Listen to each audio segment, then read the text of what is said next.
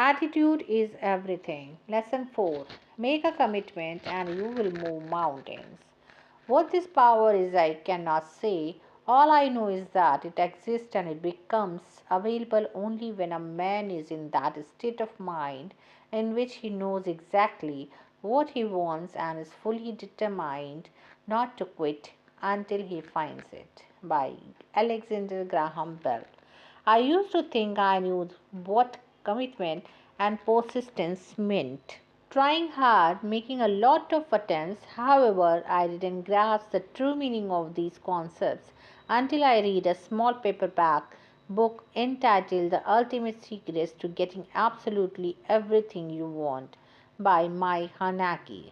Commitment is the essence of ultimate secrets. According to the author, the key to getting what you want is the willingness to do whatever it takes to accomplish your objective.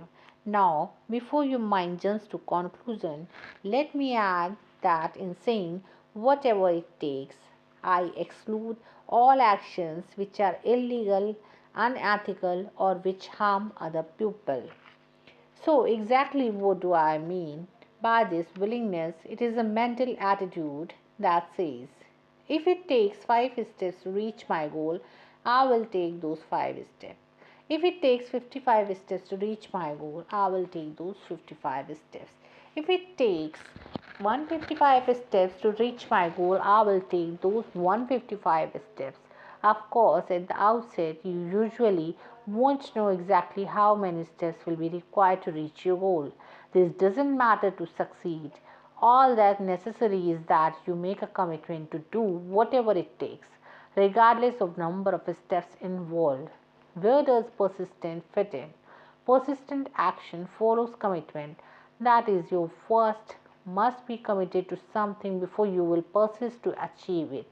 Once you have made a commitment to achieve your goal, then you will follow through with relentless determination and action until you attain the desired results.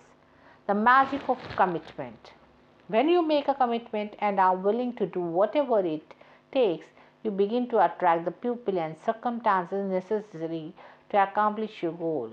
For instance, once you devote yourself to becoming, say, a bestseller author, you might suddenly bump into a literary agent or discover a television program offering advice on this very topic. It isn't as if these resources never existed before. It is just that your mind never focused on finding them. Once you commit yourself to something, you create a mental picture of what it would be like to achieve it. Then your mind immediately goes to work like a magnet, attracting events and circumstances that will help bring your picture into reality. It is important to realize, however, that this is not an overnight process. You must be active and seize the opportunities as they appear. The magic which flows from commitment has never been more eloquently or more accurately described than in the following words by W.H. Morey. Until one is committed, there is a hesitancy, the chance to draw back, always ineffectiveness. Concerning all acts of initiative and creation, there is one elementary truth, the ignorance of which kills countless ideas and spendless plans, that the moment a definitely commits oneself, then providence moves too. All sorts of things occur to help one that would otherwise never have occurred.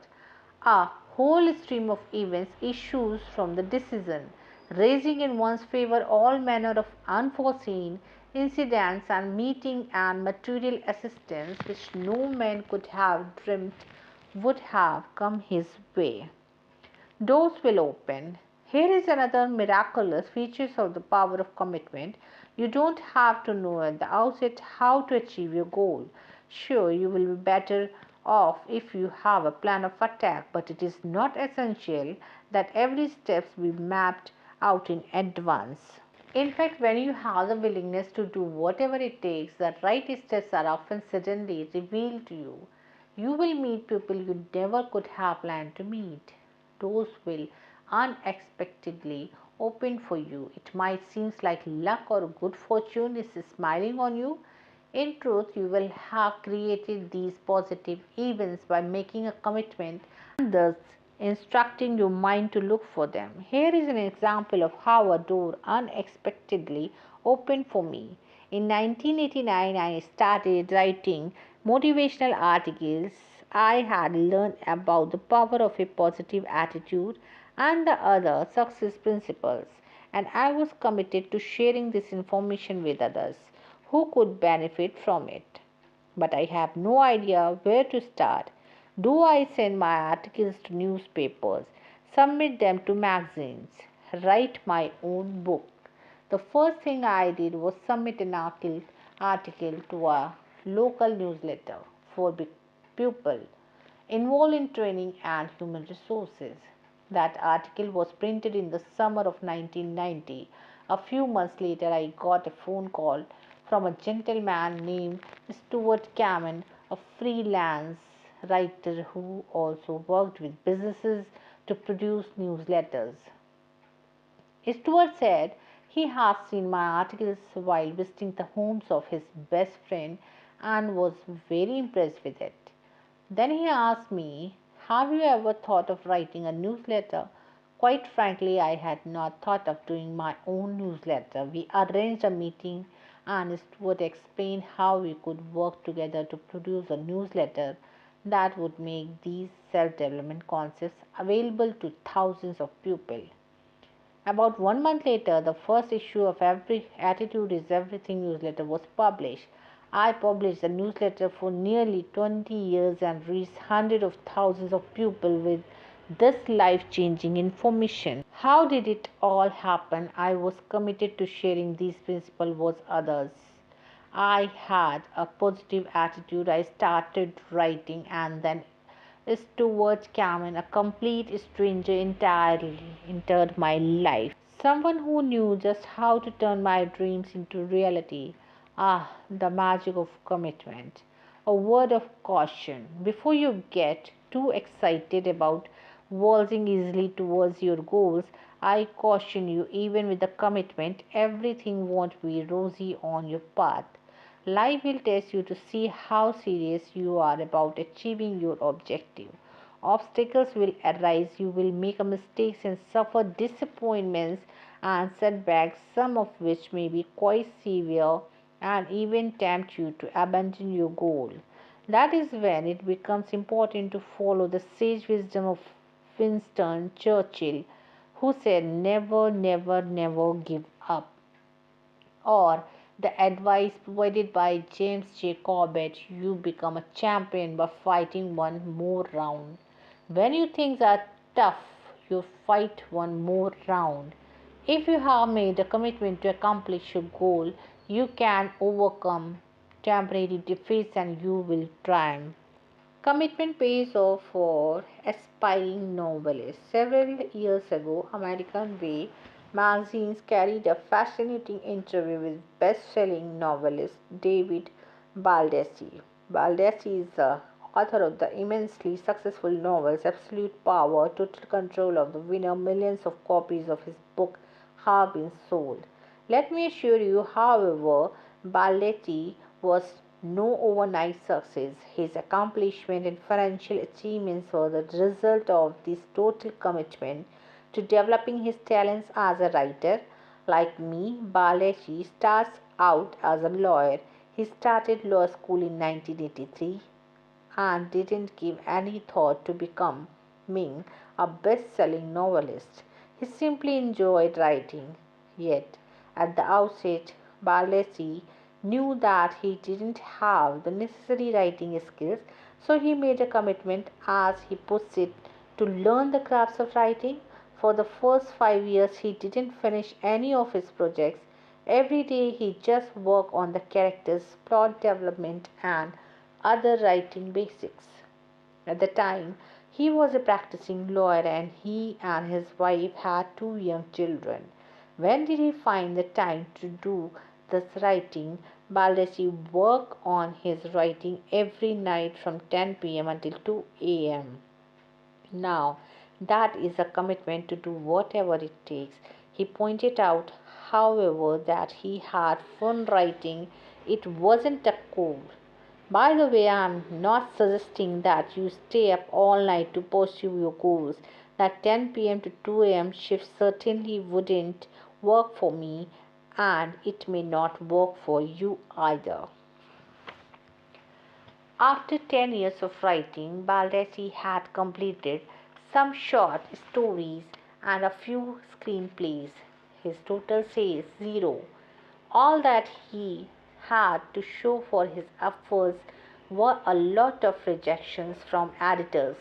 In 1996, all Baldacci's efforts paid off big time. He received millions of dollars for the literary and movie right to his blockbuster thriller Absolute Power. The star of the movie was Clint Eastwood. Such is the power of a person who is committed. He refused to quit. I have learned a lot about the magic of commitment from my good friend Jerry Gladstone. In 1986, Jerry started his own company, American Royal Arts, selling a variety of collectibles. 1 year later, he decided to concentrate on selling animation art. He secured licenses with Warner Brothers, Hanna-Barbera, and other smaller studios, but he realized that to really grow his business, he needed to sell Disney art.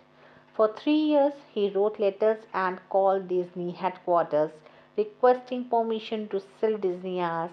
Each time he got the same answer from Disney: no. That did not stop Jerry. He kept contacting Disney executives. One executive finally had just about all she could take of Jerry. So she told him in a voice and tone reminiscent of Maleficent from Sleeping Beauty, the evil queen from Snow White, and Cruella devil from 101 Dalmatians all rolled into one. You will never get a Disney license. Time to give up, right? Not Jerry. Through all these rejections, he kept a great attitude. He called more exclusive at Disney. And then one gentleman at Disney, hoping to get rid of Jerry once and for all, said, well, the only two places we would consider allowing a gallery offering Disney artwork to open would be either Minnesota or Massachusetts. Cherry's business was in New York and he had no desire to open a gallery in a remote location. Guess what Jerry did? He flew to Boston the very next day, and by the end of the day, he had signed a lease for a place on Newbury Street in Boston. He called the Disney executive to report that he had the Massachusetts location. They both had a good laugh, and then the executive said to Jerry, if you had the courage to go up to Boston the next day and open a place just like that, we have to put you on the Disney program within a few weeks. Jerry opened the Boston Gallery featuring the Disneyland. Within a year, he was given permission to market the Disney line through his New York store. Jerry has now done business with Disney for decades. He has sold millions of dollars of Disney arts and is the largest volume Disney animation art dealer in the world. Talk about commitment. Talk about keeping a good attitude in the face of rejection. Jerry was going to get the Disney license no matter what it took. Just ask Jerry, and he will tell you in a New York minute that attitude is everything, as long as it takes. I would like to share with you the story of Benjamin Roll, who lives in Newport Beach, California in 1990. At the age of 67, Roll graduated from law school. Naturally, before he could start practicing law, he had to pass the California bar examination. On his first attempt at the examination, he failed. On his second attempt, he failed, and he failed the third time, the fourth time, the fifth time, the sixth time, the seventh time, the eighth time, the ninth time, the 10th time, the 11th time, the 12th time, and the 13th time. Let me add one important fact. The bar examination is given only twice each year. So, at the time of his 13th failed attempt, Roll was now 73 years old. Most people would have quit, but not Benjamin Roll. He took the exam for the 14th time and he passed in 1997 at the age of 74. Roll was admitted to practice law in the state of the California. Now here is a guy who is committed and willing to do whatever it takes. As Roll explained, I was going to pass that cotton picking exam if I lived long enough, and I did. Does this story tell you anything about the importance of attitude? Most people wouldn't even consider starting law school in their 60s. Yet here is someone who not only enrolled in law school but was willing to spend 6 years after graduation studying to pass the bar exams. Wow, Benjamin Roll's story is simply further proof that attitude is everything. Time to take a commitment. Now, let's assume you have a goal in mind. The next question to ask yourself is: am I willing to do whatever it takes to achieve this goal?